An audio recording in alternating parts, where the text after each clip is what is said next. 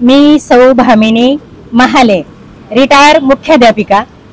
आज उन्नती फाउंडेशनच्या अध्यक्षा माननीय डॉक्टर कुंदाताई भिसे, संस्थापक माननीय संजय भाऊ भिसे यांनी या प्रांगणामध्ये शिक्षकांना बोलवून शिक्षणाची वारी घडवून आणली।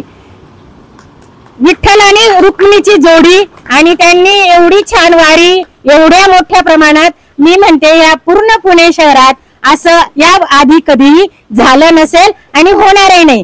त्यामुळे आम्हा शिक्षकांना खूपच आनंद झाला।